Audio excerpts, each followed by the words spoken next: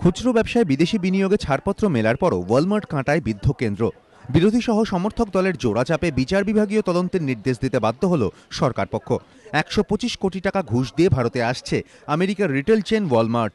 এই রিপোর্টকে কেন্দ্র করে গত কয়েকদিন ধরেই উত্তাল সংসদ। মঙ্গলবারই সরকার পক্ষ ইঙ্গিত দেয় তদন্তে আপত্তি নেই। সেই মতো বুধবারই লোকসভায় সংসদ বিষয়ক মন্ত্রী কমলনাথ জানিয়েছেন অবসরপ্রাপ্ত বিচারপতিকে দিয়ে ওয়ালমার্ট সংক্রান্ত অভিযোগের তদন্ত হবে। নির্দিষ্ট সময়ের মধ্যেই এই তদন্ত শেষ হবে বলে জানিয়েছেন মন্ত্রী। देखिए, शुरू में तो किसी चीज का सोल्यूशन नहीं होता, तो धीरे धीरे आगे बढ़ते हुए हम सोल्यूशन निकालेंगे। मैंने इतना कह दिया है कि रिटायर्ड जज से हम जांच कराएंगे, क्योंकि हम छुपाना कुछ नहीं चाहते। हमारी इच्छा है, हमारा लक्ष्य है, हमारा उद्देश्य है कि हम जो सच्चाई है, हकीकत है, सामने आए। तो इसमें कौन सा केस है, कैसा प्राइमा फेसी केस बनता है, ये जांच इसकी होगी। 3 महीने में मैं चाहता हूं कि ये मैंने सदन को कहा कि हमारा प्रयास रहेगा कि 3 महीने में ये जांच समाप्त होगी।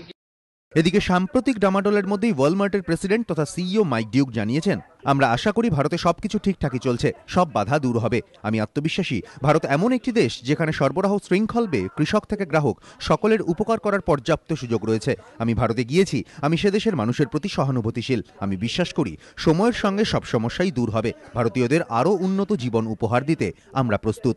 ওয়ালমার্ট নিয়ে অস্বস্তি এড়িয়ে কিভাবে কেন্দ্র এগোয় এখন সেটাই দেখার। এবিপি আনন্দ।